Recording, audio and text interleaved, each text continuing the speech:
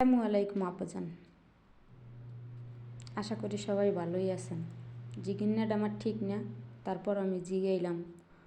আমার থেকে তো আপনারা আমার মুরব্বী গুরুজন, আপনারা ভুল করতে পারেন, আমি তো আর ভুল করতে পারি না, এই কারণে জিগাইলাম।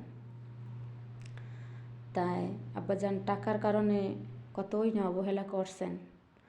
টাকার কারণে আইস আমি দেশ ছাড়া। আপনার ছেলে কম টাকা উপার্জন করছে বলে আপনাকে দিতে পারে নাই বলে। এক সময় তো ভরপুর দেশে ঠিকই, পা হইতে মাথাতে খাওয়াইছি ঠিকই আব্বাজান, ওইগুলো আপনারা ভুলে গেছেন। কিছুদিন মাঝখানে আপনাকে দিতে পারে নাই, এই কারণে আপনারা অনেক অত্যাচার করছেন এবং বাড়ির মানুষ দিয়েও অত্যাচার করাইছেন আব্বা, বাড়ি থেকে নামানোর জন্য। তাই ভালো হয়েছে আব্বাজান, অত্যাচার করছেন মানুষ দিয়া, আপনারাও ভালো হয়েছে। আজ আপনারা অত্যাচার না করলে আমি বাইরে আসতাম না, আর যদি বাইরে না আসতাম আব্বা, আমি এই টাকার মুখ দেখতাম না। তাহলে বরদোয়া দিয়েছেন 3 জিহার চুলাই দিয়ে ভাত রান্ধে খাইতে পারবো না, আনমো সোনা হইয়ে যাবে ছাই, অনেক কথা কইছেন। তারপর যান বরদোয়া দেন নাই, ওইগুলোই আমি দোয়া মনে করে নিছি যে আমার শ্বশুর আব্বাই আমারে বরদোয়া দেয় না, আমারে দোয়া দেয়। তাই আব্বা যান, আপনার জন্মদাতা সন্তান আপনি অস্বীকার করছেন যে তুই আমার আজ্জা ছেলে, তুই আমার ছেলে না, তোর মায় কোথা থেকে আনছে জানি না। যাক, যা বলছেন ভালোই বলছেন আব্বাজান। আজকে আপনার ছেলে আপনাদের কারণে তার বাবার বাড়ি ছেড়ে আমার বাবার বাড়ি থাকে, আমার সন্তানরা, আমার স্বামী আমার বাবার বাড়ি থাকে।